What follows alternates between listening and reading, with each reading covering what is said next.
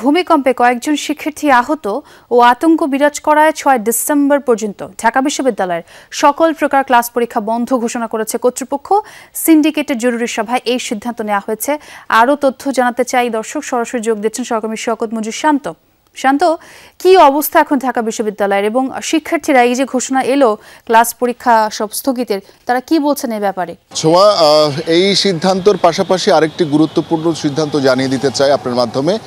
সেটি হচ্ছে আগামীকাল রবিবার বিকাল ৫টার মধ্যে ঢাকা বিশ্ববিদ্যালয়ের সকল হলের শিক্ষার্থী যারা রয়েছেন তাদেরকে হল ছেড়ে দেওয়ার ঘোষণা দেওয়া হয়েছে এবং তাদেরকে জানানো হয়েছে। বিশেষ করে এই যে ঢাকা বিশ্ববিদ্যালয়ের শিক্ষার্থীদের একটি বিষয়ে আমলে নেওয়া হয়েছে যে এই চলমান যে একটা বিরাজ করছে পরিস্থিতি ভূমিকম্প নিয়ে, সেই ভূমিকম্পে বেশ কয়েকজন শিক্ষার্থী আহত হওয়ার যে ঘটনা রয়েছে তাদের শারীরিক এবং মানসিক বিষয়টি তারা বিবেচনায় নিয়েছেন এই সিন্ডিকেট। এবং এই সিন্ডিকেট সভায় সাম্প্রতিক ভূমিকম্প এবং এর পরবর্তী যে ঝাঁকুনি, অর্থাৎ আমরা যেটাকে আফটার শক বলি, এই কারণে শিক্ষার্থীদের শারীরিক মানসিক আঘাতের বিষয়টি বিবেচনায় নিয়ে তাদের সার্বিক নিরাপত্তার বিষয়টি সর্বাধিক গুরুত্ব দেওয়া হয়।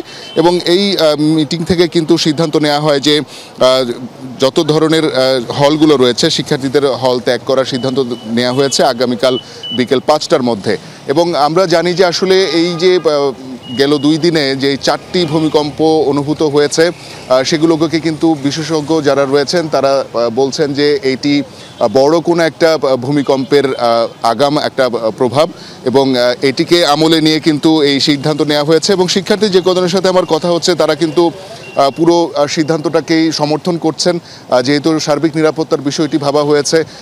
একসাথে অসংখ্য শিক্ষার্থী এই বিশ্ববিদ্যালয়ে থাকেন, তারা যাতে নিরাপদ থাকেন এই জন্যই প্রশাসন এই সিদ্ধান্ত নিয়েছেন বলে তারা সাধুবাদ জানিয়েছেন। জি, এবং আরও বেশ গুরুত্বপূর্ণ একটি আপডেট আপনি আমাদের দিয়েছেন যে শিক্ষার্থীদের হল ছাড়ার নির্দেশও দেওয়া হয়েছে। শান্ত, অনেক ধন্যবাদ আমাদের সঙ্গে যোগ দিয়ে আপডেট জানানোর জন্য।